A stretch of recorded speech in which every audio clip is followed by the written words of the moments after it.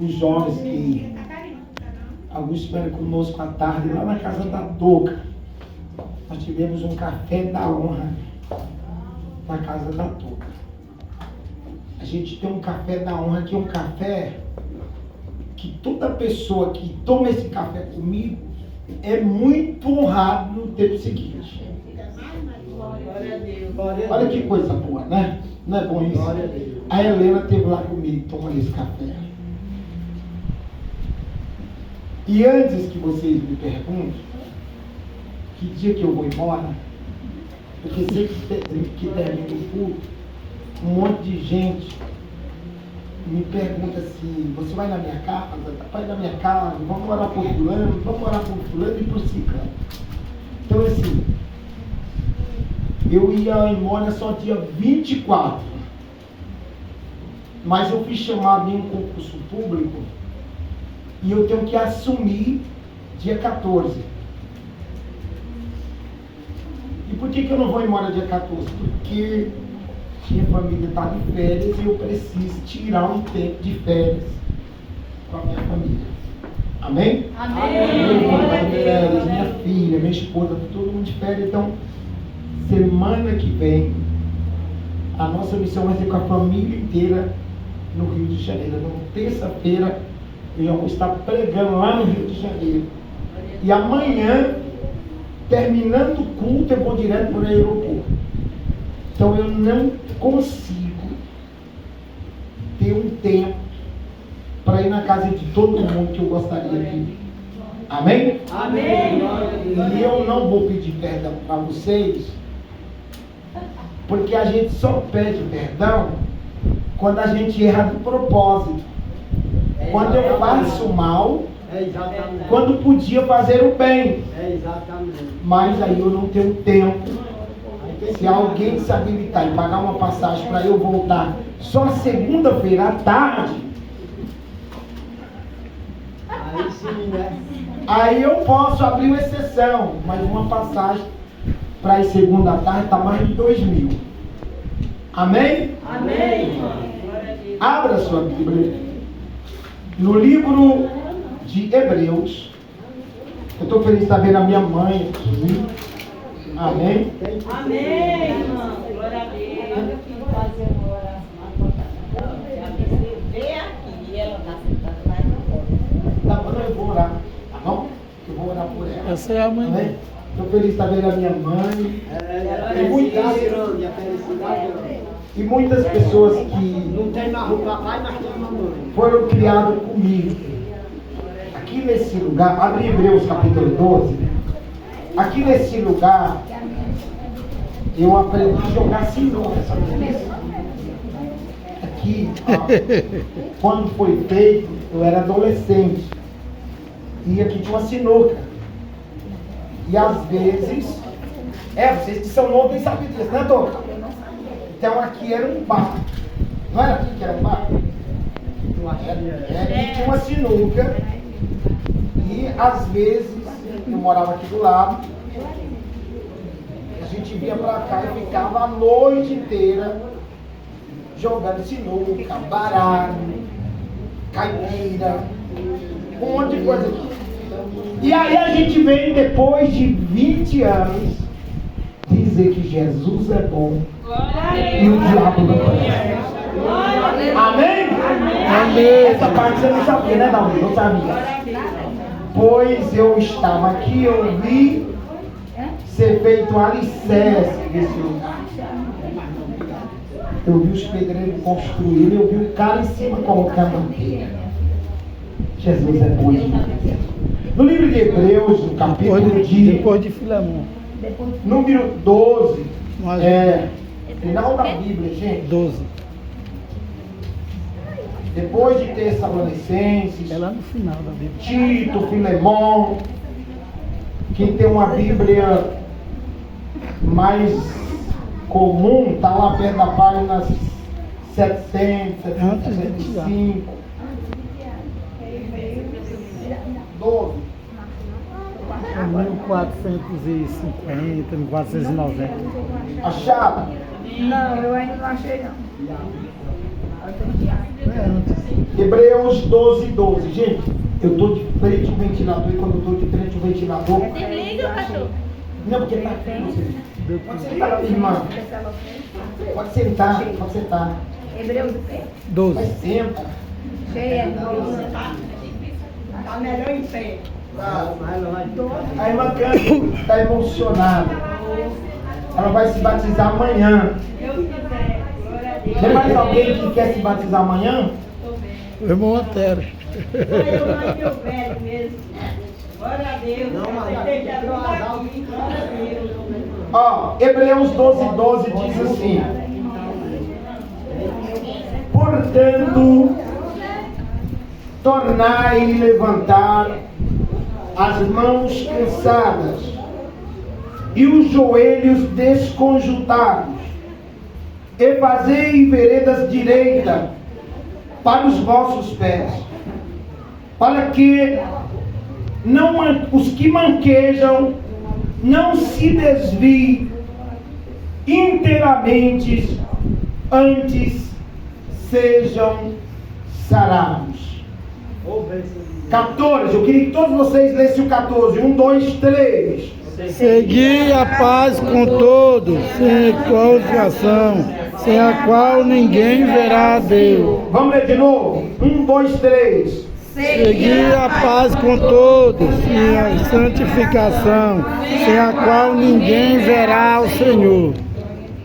15. Tendo cuidado que ninguém te prive da graça de Deus e que nenhuma raiz de amargura brotando vos perturbe, e por ela muitos se contaminam.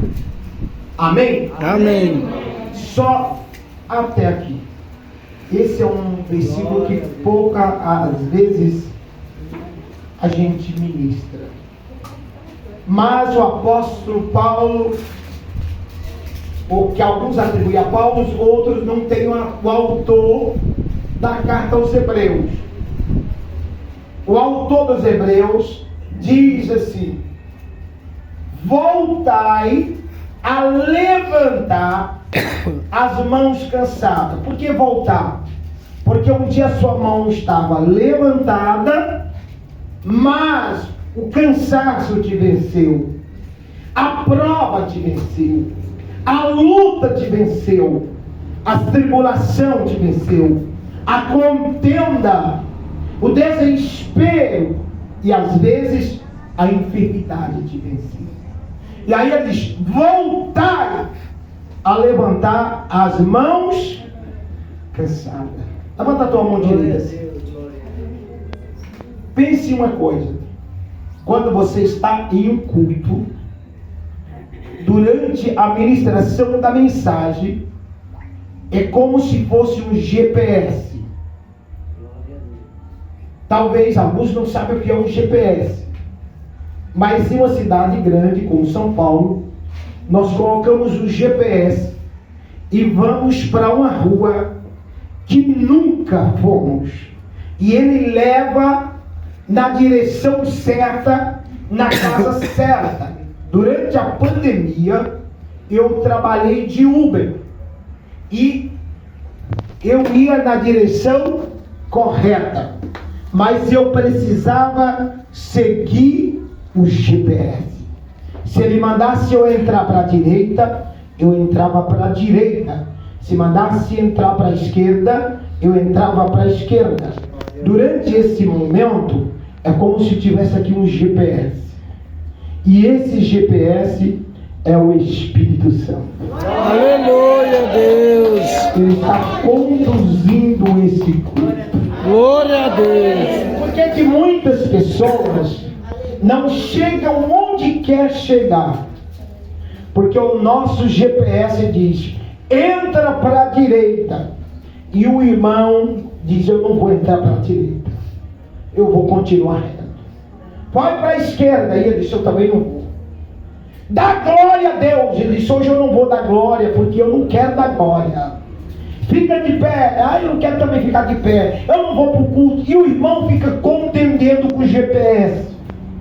E quando você contende com o GPS, deixa eu dizer uma coisa: não acontece Nada, você fica no mesmo lugar, a coisa não muda. Mas quando você segue a voz do Espírito Santo, você vai chegar onde você chega. A irmã Mercedes, né?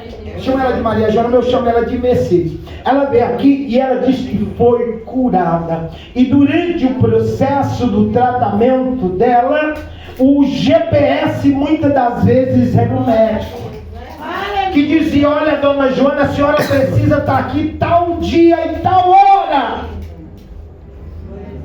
E mesmo ela tendo fé, aquele dia ela está lá. Eu sempre falei com ela, durante a pandemia, durante todo o processo. E quantas das vezes ela não chorava no áudio, mas dava para perceber a tristeza. No áudio não dá para ver que as lágrimas estão caindo. Mas quando eu ouço, dá para ver que enquanto gravava aquele áudio, tinha as lágrimas rolando nos olhos. Mas ela ia seguindo o GPS. Diz que ela está aqui. Porque quando a gente não está na presença de Deus, é do nosso jeito, é do jeito que a gente quer. E sabe o que acontece quando você segue o seu próprio GPS? Você quebra a cara. E literalmente quebra a cara. Gente, eu já trabalhei em hospital. Eu sempre trabalhei na saúde. De uns 3 anos para cá que eu comecei a trabalhar na educação. Mas eu trabalhei sempre na saúde. E quanta gente eu não vi chegando lá no hospital com a cara quebrada. E por que quebrou a cara? Porque não seguiu o GPS. É porque eu quero do jeito que eu quero. Ah, eu sou assim, meu jeito é assim, ninguém vai me mudar. Nós somos assim quando nós conhecemos a palavra de Deus. Quando a gente conhece a palavra de Deus, é do jeito que Deus quer, da forma que Deus quer, é da maneira que o Espírito Santo quer. E nós vamos não onde nós queremos, mas onde Ele manda nós ir. Crente não tem vontade. Olha o texto, levanta as mãos cansadas. Quantos de vocês chegaram aqui cansados?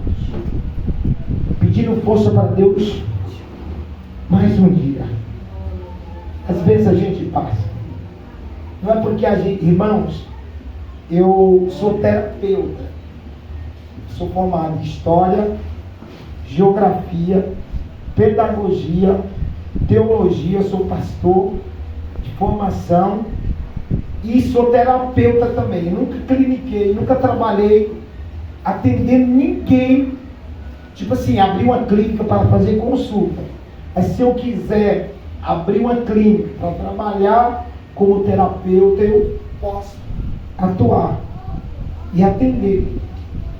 Mas mesmo como pastor, quantas pessoas, Dalmi, eu já não atendi com depressão, síndrome do pânico, transtornos mentais, pessoas que têm psoríase, que é uma dor que ela sente no corpo, que às vezes saem manchas na pele, que são causadas por rejeição.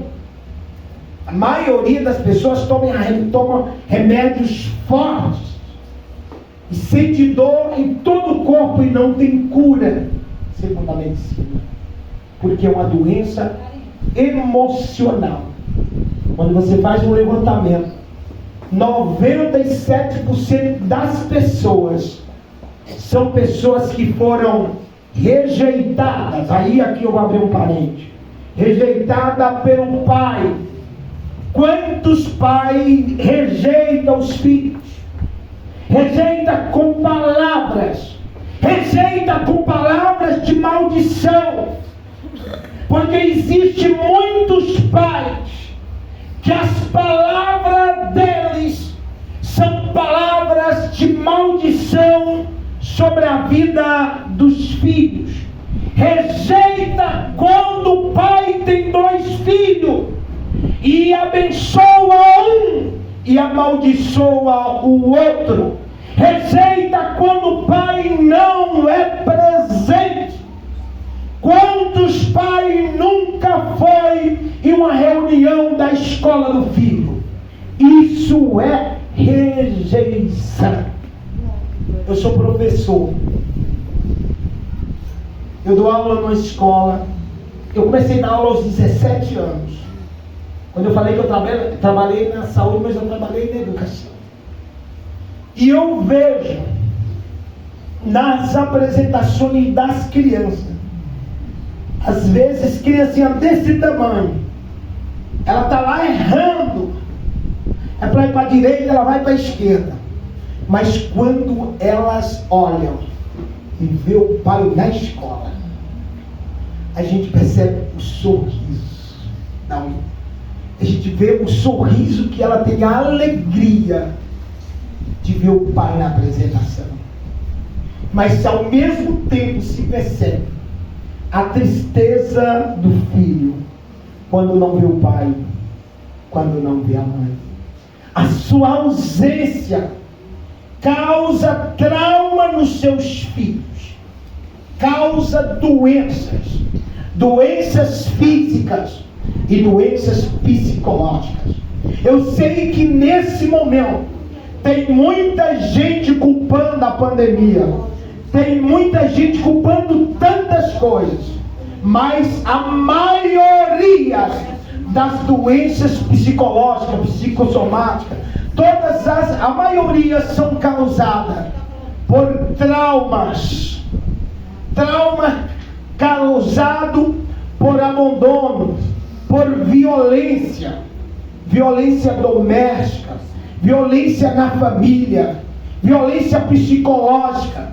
A violência psicológica é aquela violência que você agride a pessoa com palavra. E o que é uma agressão com palavra? É quando você tenta oprimir a pessoa com palavra. É quando você tenta diminuir, inferiorizar a pessoa com palavra, como por exemplo, você é feia, você é isso, você é aquilo. É quando você tenta colocar um defeito na pessoa, achando que você é perfeito. Muitas das vezes há pessoas que sentem assim feliz em diminuir aos outros, mas ao mesmo tempo está causando ferida, está deixando marca, e muitas das vezes isso acontece na gravidez, durante uma gravidez, e é por isso que muitas crianças durante a gestação já tem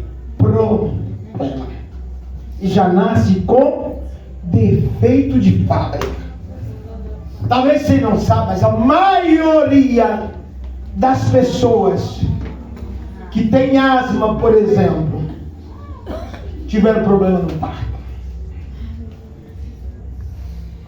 Nasceram depois do momento. Nossa, o que tem a ver com a palavra? Levantando mão cansado, joelhos desconjuntados. Eu abri esse texto aqui hoje, e eu estava ali sentado pedindo uma palavra, evangelista Dalmi, e o Senhor disse assim: olha, volte a levantar as mãos cansadas e os joelhos desconjuntados. Eu disse: Deus, por quê? E o Espírito Santo bradava ao meu coração e disse: porque a minha igreja não ora como antes. A minha igreja, Deus tem saudade de ouvir. Eu sei que tem momentos que você não tem vontade de ir à igreja, mas a gente não vai na igreja porque a gente precisa ser abençoado. Você acha que eu tenho necessidade de estar aqui, que é um hobby? Mas eu tenho a alegria de estar com vocês, é a primeira alegria. E a outra alegria é que eu tenho prazer de adorar a Deus. Eu tenho prazer de falar com Deus, porque eu sei o Deus que eu sigo. Eu sei que eu posso ser falho, mas mesmo na minha fraqueza, Ele ama ouvir a minha voz. Aleluia, Quantas das vezes a gente se acha inútil, o ninguém, e é por isso que muitas pessoas desistem da igreja. E elas desistem da igreja porque elas acham que são pecadoras demais. Deus não vai se agradar de eu estar aqui. Ei, meu irmão, deixa eu dizer uma coisa. Deus sabe a tua fraqueza. Ele sabe o teu pecado. E eu não vim aqui te dizer para você continuar pecando. Não vim te dizer isso, sabe por quê? Porque Deus conhece você mais do que eu. Deixa eu te contar um segredo. Deus é aquele que sabe todos os seus pecados. Aqueles pecados que só você sabe. Que você não tem coragem de contar para ninguém. Os teus segredos. E mesmo assim, deixa eu te dizer uma coisa. Ele é o que mais te ama. Porque Deus não olha como as pessoas te olham. Deus não te julga como a sociedade te julga, como as pessoas te julgam. Você sabe que as pessoas, quando vêem os nossos defeitos, eles desprezam. Eu disse que existe a violência psicológica. E a violência psicológica, muitas das vezes, é quando a pessoa se acha perfeita. Ela olha para um problema teu e ela aponta o teu problema para te diminuir, para te julgar, para dizer que ela é top e você não é ninguém, que ela é amada de alguém e você tem muito defeito. Deus não gosta de você. Aí deixa eu dizer uma coisa bonitona de Deus. Jesus olhou e disse assim: eu vim para os doentes, eu vim para os pobres, eu vim para os desprezados. Olha, sabe o que Jesus disse, amigo? Quem não tem defeito nem precisa de mim. Quem não tem doença nem precisa de médico. E eu sou médico. Olha que coisa linda. Eu encontrei um irmão que disse assim: como pode um crente doente? Não pode crente doente. Aí eu encontrei na Bíblia, Jesus disse que ele é médico por excelência. Ele veio para os doentes. Então, lá no livro de Mateus, vinde a mim todos cansados, oprimidos. Nem existia depressão. E Jesus já dizia assim: cansados, oprimidos, fadigados, sobrecarregados, tomai o meu jugo, porque o meu jugo é leve, o meu fardo é bem maneiro. Alguém pode dizer assim que é difícil ser crente? Irmãos, eu amo servir a Deus. Eu tenho prazer em servir a Deus. Aí voltando para o texto, volte a levantar as mãos. Porque quando a sua mão te levantada, Deus está olhando para você. Quando a sua mão estiver levantada, está dizendo assim: Deus, eu preciso do teu socorro. Deus está olhando para o céu. É um sinal que você precisa da bênção. Aleluia. É um sinal que você precisa do socorro de Deus. Joelhos desconjuntados. Já viu aquelas pessoas que dizem: eu não vou dobrar o meu joelho porque tem uma dorzinha aqui. Mas tem gente que tem umas irmãs hoje, tem umas irmãs muito elegantes hoje, viu? Deixa eu beber uma água aqui. Na igreja que eu congrego, tem umas irmãs muito elegantes que não dobram o joelho. Porque as irmãs hoje é uma chiqueza fora de série, irmão. Ela põe um negócio aqui: eu não vou manchar meu joelho com oração. Não dá, né?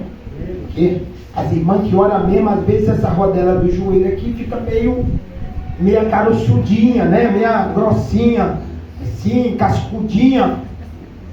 E aí essas meninas novas, essas mulheres chiques e elegantes não querem fazer isso.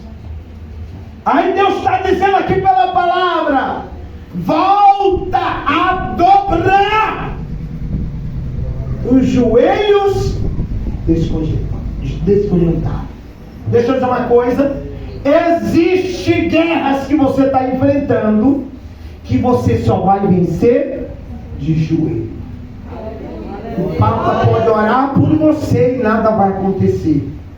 Pode você ir na igreja do Valdomiro lá em São Paulo, gastar todo o seu dinheiro, ele nem vai olhar para você, porque tem tanta gente lá, ele nem vai perceber que você existe na terra. e você vai voltar do mesmo jeito. Mas se você dobrar os teus joelhos, doendo, Deus vai te abençoar. Aleluia. Segunda coisa do texto: segui a paz com todos e a santificação, sem a qual ninguém verá a Deus. Segui a paz com todos. Eu fico observando quanto crente gosta de guerra, quanto crente gosta de contenda, quantos crentes gostam de briga. Quantas pessoas dizem: olha, eu não vou para a cara do irmão, eu não tolero o irmão, não dá para engolir. Passa por você, nem dá paz. Mas não deu a paz para o irmão, porque o irmão é do Brasil para Cristo, o outro é da Assembleia, o outro é da Bereana. E aí tem irmãos que passam, gente. A gente sofre isso, não é só aqui não. Não sei se aqui não tem isso, mas lá em São Paulo tem. Tem irmão que passa por você e não te cumprimenta. Aí quer dar lição de moral. O irmão ligou outro para mim: pastor, isso. Eu digo: meu irmão, você nem passa por mim, nunca me deu a paz do Senhor. Quer me dar lição de moral? Primeiro você precisa ter paz com as pessoas. Primeiro você precisa saudar com a paz. A Bíblia diz: se você não me sauda com a paz, se você não trata a mim, eu nem devo te receber. Isso é uma coisa, rapaz, vai te converter. E aquelas pessoas muito santas, que não cabem onde os outros estão, eu digo: rapaz, procura um caminho de paz. Me deu vontade de mandar ele para baixo da égua. A palavra é feia. Aí a palavra é feia. Mas me deu vontade. Não pode mandar não, a palavra é feia. Se ele perguntasse onde era, eu ia mandar ele procurar. Porque são pessoas que acham que conhecem a palavra, a bondade de Deus, esquece de orar, de buscar a paz, e essa paz não é com os crentes. Se você como crente não consegue ter paz com outro irmão, crente hoje tem dificuldade de trabalhar com espírita. Nem que não seja irmão, irmã, a gente tem que ter paz com todo mundo. A gente tem crente que tem dificuldade de trabalhar com pessoas de outra igreja, com pessoas macumbeiras. Todo mundo. Irmãos, eu trabalho há 20 anos e sempre nos meus trabalhos tem gente da Umbanda, da Quibanda, de tudo quanto é lugar. Já trabalhei com pai de santo, já trabalhei com gente da maçonaria, de tudo quanto é lugar. Eu nunca tive um problema no meu trabalho de relacionamento. Porque a Bíblia diz que nós temos que ter a paz com todos. E enquanto você não aprender isso, você pode estar a vida inteira na igreja e você corre um risco de encontrar com o capeta lá no inferno, sem desvio. Porque é mais fácil a gente ir para o inferno do que para o céu. Porque nós vamos para o céu não é pelo tempo de crente, é pelo nosso comportamento como cristão. Segui a paz com todo. Ele diz: endireitai as veredas, para que os mancos não tropecem e caem. O que é isso, Dalmi? Quem são os mancos na igreja? São aqueles fracos na fé, são aqueles que estão sem força, são aqueles que às vezes é preciso a gente segurar na mão, levar até a igreja. São aqueles que não conseguem ir sozinhos, são aqueles que não têm força de permanecer na igreja se não tiver alguém segurando na mão dele. Quem são os mancos na igreja? São aquele irmão que às vezes ele está sem força e ele diz: eu não vou na igreja, eu não vou mais ser crente, eu estou cansado. Isso são os mancos. E você que é cristão, em vez de ir lá pegar no braço dele, meu irmão, tu não vai para a igreja, eu vim orar aqui contigo.